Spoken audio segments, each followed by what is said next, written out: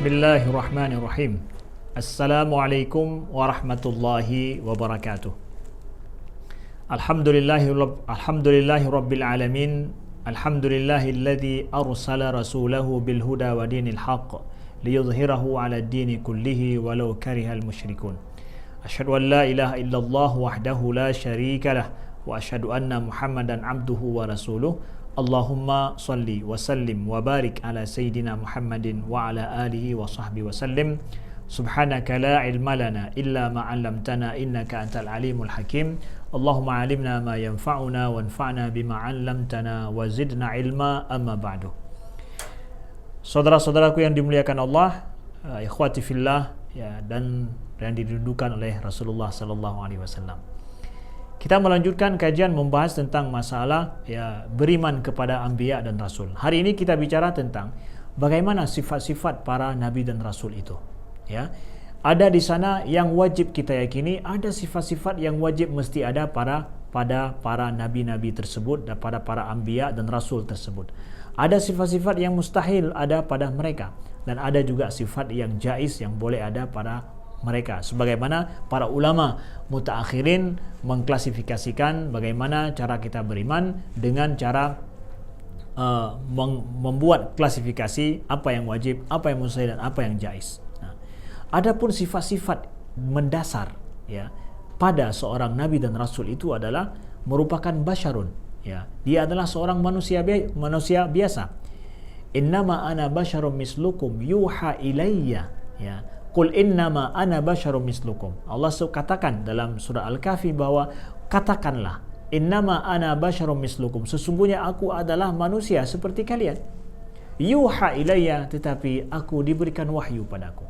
Jadi Rasulullah itu, para nabi itu adalah manusia biasa, berasal daripada manusia biasa, bukanlah manusia yang super dalam artian bahwa memiliki kekuatan yang lebih dari sisi tidak perlu makan, tidak perlu minum, kemudian tidak hidup seperti manusia biasa. Mereka adalah manusia biasa. Kemudian sifat dasar seorang nabi dan rasul juga adalah setelah bashar manusia biasa perlu kepada makan dan minum, ada capek, ada lelah, letih, lesu, begitu juga seorang dia adalah seorang yang merdeka adanya, bukan seorang budak.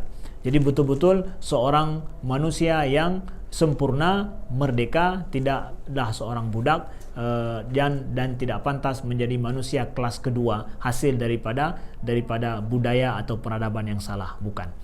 Begitu. Kemudian juga sifat asal mendasar seorang nabi dan rasul itu adalah juga dia itu merupakan zakarun, ya. Seorang rasul sebagaimana pendapat jumhur para ulama itu adalah seorang laki-laki. Sebagaimana disebutkan wa ma arsalna min qablika wa ma arsalna qablaka illa rijalan nuhi ilaihim, ya. Jadi Allah katakan bahwa tidaklah kami utus ya orang-orang rasul-rasul sebelum kamu wahai Muhammad kecuali dia adalah seorang para laki-laki yang kami wahyukan kepada mereka. Jadi sifat dasar seorang rasul ya itu adalah manusia biasa, merdeka, dan juga dia adalah seorang laki-laki. Adapun nabi ya dalam sifat ini ada para ulama yang membedakan, menyatakan bahwa perbedaannya ada di sana, boleh ada nabi bukan rasul ya, nabi itu boleh ada di kalangan para wanita seperti Maryam bintu Imran, begitu juga Sarah, begitu juga dengan ibunda Musa alaihi salam. Begitu menurut sebagian pendapat para ulama. Selanjutnya sifat yang wajib ada pada para nabi dan rasul. Apa saja sifat-sifat tersebut? Sifat yang pertama adalah kita lihat fatanah, ya. Fatanah di sini adalah kecerdasan yang ada pada seorang nabi dan rasul dalam menyampaikan risalah Allah, dalam mengajak manusia kepada jalan yang benar, ya. Dan ini kita dapatkan bagaimana seorang rasul itu ke dalam membawa risalahnya, membawa manusia mesti memiliki sifat ini, yaitu sifat cerdas, ya, tangkap, ya, dan teliti, cermat ya dalam menyampaikan risalah kepada manusia. Kita dapatkan kisah bagaimana Nabi Ibrahim alaihissalam berjidal ya dengan para pemuka kaumnya, termasuk dengan raja pada masa itu ya, yang mencoba mendebat Nabi Ibrahim dalam masalah ketuhanan. Sebagaimana dalam surah Al-Baqarah ayat 258 kita dapatkan Allah berfirman, alam tara ilal ladzi haja Ibrahim fi rabbih an atahu Allahul mulk. Ya, alam tara, tidakkah engkau mengetahui atau engkau melihat ya kepada yang mendebat Ibrahim pada Tuhannya ketika dia telah diberikan oleh Allah kekuasaan. Ya, jadi ada perdebatan yang terjadi. Ada seorang raja Namrud yang mengakui bahwa dirinya adalah sebagai Tuhan yang bisa menghidupkan dan mematikan. Tapi kemudian semua hujah-hujah, dalil-dalil itu semua dibantah oleh Nabi Ibrahim alaihissalam bahwa apa yang disampaikan itu adalah tidak benar adanya, adalah pembohongan belaka. Seorang Nabi dan Rasul mesti dia memiliki kecerdasan seperti ini. Begitu juga Allah firmankan dalam ayat surah An-Nahl ayat 125, ud'u ila sabili rabbika bil hikmati wal mau'izatil hasanah wajadilhum billati hiya ahsan inna rabbaka huwa a'lamu biman dhalla an sabilihi wa huwa a'lamu bil muhtadin. Serukanlah kepada jalan Tuhanmu secara bijak dan secara mau'izah hasanah, pelajaran yang baik, wajadilhum billati hiya ahsan, dan berdebatlah dengan mereka dengan cara yang lebih baik. Jadi ada seorang nabi diberikan kemampuan untuk berargumen bijak ya, kemudian memberikan pelajaran yang baik dalam hidup mereka, juga berargumen secara logika yang baik dengan bermujadalah, berdebat untuk sampai kepada kebenaran yang hakiki. Jadi mestilah orang yang mampu berdebat ini adalah orang yang memiliki kekuatan pikiran yang baik, begitu juga kecerdasan yang optimal. Seorang Nabi dan Rasul adalah seorang yang cerdas dalam hal ini, fatanah. Selanjutnya adalah seorang Nabi dan Rasul juga memiliki sifat yang selanjutnya adalah sidq. Itu adalah jujur. Ya. Jadi jujur di sini adalah mutabaqatul kalam lil waqi'. Jadi apa yang disampaikan itu adalah sesuai dengan realita, tidak mengada-ada. Ya, seorang nabi dan rasul itu adalah mesti jujur. Apa yang disampaikannya itu betul-betul sesuai dengan realita. Dan realita di sini bukan bermakna apa yang terlihat, ya. Nabi dan rasul menyampaikan adanya syurga dan neraka, akan adanya hari kiamat, akan adanya sirat, akan adanya nanti di alam kubur ada kehidupan lain di alam kubur. Itu semua mungkin secara fisik kita tidak bisa mengetahuinya saat ini. Tapi yang disampaikan itu jujur betul adanya, akan betul-betul terjadi itu walaupun kita tidak mengetahui saat ini. Begini maksudnya yang dimaksud dengan sidku ataupun jujur benar adanya. Begitu juga ya kita dapatkan bahwa Allah menyampaikan wa ma yantiqu anil hawa in huwa illa wahyun yuha, bahwa seorang rasul itu tidak berbicara sesuai dengan hawa nafsunya, ya, enggak, tapi betul-betul adalah wahyu yang disampaikan oleh Allah kepadanya. Jadi seorang nabi dan rasul, ya, seorang rasul ketika menyampaikan sesuatu kepada manusia mesti menyampaikan secara apa adanya yang diwahyukan kepadanya. Ini maksudnya adalah daripada jujur itu sendiri, makna daripada kata-kata as-sidqu. Dan lawannya mustahil itu adalah al-kadzib, ya, yaitu dusta, mustahil dusta, ya. Begitu juga mustahil seorang nabi itu adalah jahlu, bodoh, ya, tidak mungkin. Tapi mestilah dia itu adalah cerdas, selanjutnya adalah jujur adanya. Selanjutnya adalah nabi itu tabligh, ya. Seorang rasul itu adalah yang diwahyukan kepadanya memiliki sifat tabligh. Tabligh itu adalah menyampaikan kepada manusia apa saja yang disampaikan, yang disuruh oleh Allah untuk disampaikan kepada manusia.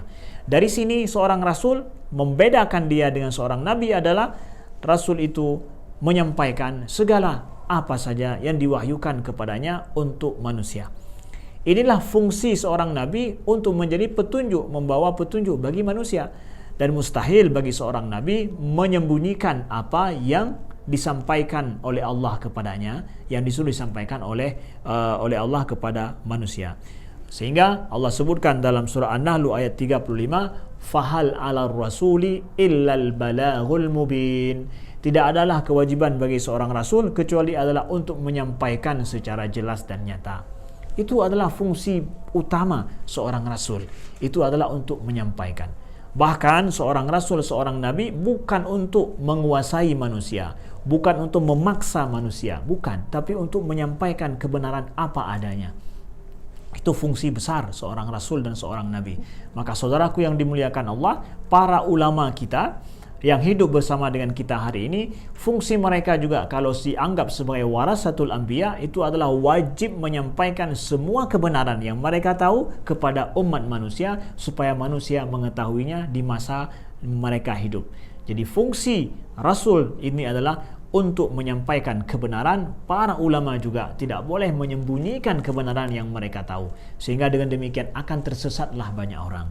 Bukankah kita tahu hari ini banyak orang yang tersesat tak lain adalah karena kebenaran itu tidak mereka ketahui. Orang yang mengetahui kebenaran itu menyembunyikan. Na'udzubillahi min dzalik. Kemudian sifat yang wajib pada seorang nabi setelah itu adalah sifat amanah. Amanah di sini adalah bermakna yaitu sebagaimana kata Imam Al-Bajuri, Ibrahim Al-Bajuri, kata beliau adalah amanah itu merupakan terpeliharanya secara zahir dan batin seorang nabi dan rasul itu daripada maksiat pada Allah Subhanahu wa taala. Jadi lahir batin baik. Seorang nabi, seorang rasul diketahui di luarnya adalah sosok yang baik, bijak, agung, Begitu juga secara batin yang tidak diketahui oleh manusia juga bersifat baik, bijak dan agung adanya. Jadi terpelihara daripada dosa-dosa, terpelihara daripada maksiat yang besar secara zahir, begitu juga terpelihara secara batin. Ini yang membedakan antara manusia biasa dengan nabi dan rasul. Manusia biasa seperti kita mungkin zahir nampak baik, sedangkan batin kita tidak demikian. Na'udzubillah, mudah-mudahan Allah berikan hidayah kepada kita semua dan bertaubat. Jadi sedangkan rasul dan nabi amanah. Amanah di sini apa? Apa yang disampaikan itu yang dia kerjakan, kemudian apa yang nampak di depan orang maka begitulah pada dasarnya dari dalamnya seperti itu, bahkan mungkin lebih baik adanya. Jadi saudaraku yang dimuliakan Allah, amanah ini adalah betul-betul sifat inti juga pada seorang nabi, sehingga disebutkan dengan sifat wajib pada nabi dan rasul. Lawannya adalah khianah. Khianah itu adalah yang disampaikan begini, yang dibuat begitu, yang dinampakkan seperti ini, pada batinnya di belakang ternyata begitu. Sungguh itu tidak pantas. Pada manusia biasa saja kita menganggap sifat itu adalah sifat tidak pantas, sifat tercela. Bagaimana lagi dengan para nabi dan rasul? Mestilah sifat amanah ini adalah sifat yang paling inti, yang paling baik, yang semestinya walaupun kita katakan wajib pada nabi, bagi setiap kita juga semestinya juga kita memiliki keempat sifat ini. Jadi dengan demikian pelajaran kita daripada sifat nabi dan rasul ini adalah siapa saja yang bisa melakukan empat sifat ini ada pada dirinya, sungguh dia itu penjelmaan baik daripada qudwah terhadap nabi. Pertama adalah apa? Pertama dia itu adalah cerdas. Kemudian setelah itu adalah dia itu amanah adanya. Kemudian dia itu adalah dalam kondisi jujur adanya. Kemudian dia menyampaikan kebenaran yang dia tahu, ilmu yang dia tahu kepada orang lain. Siapa yang mencontohi keempat sifat wajib pada nabi ini, maka dia akan menjadi qudwah terbaik di kalangan manusia dan orang terbaik yang mengikuti nabi dan rasul. Mudah-mudahan Allah jadikan kita beriman kepada nabi-nabi yang demikian adanya, memiliki sifat-sifat yang baik seperti itu, dan kita dengan demikian kita wujudkan pelajaran dalam hidup kita untuk belajar mendapatkan sifat-sifat nabi yang demikian adanya dalam hidup kita. Sekian, terima kasih. Wallahu a'lam wa nisbatul ilmi ilahi aslam. Wassalamualaikum warahmatullahi wabarakatuh.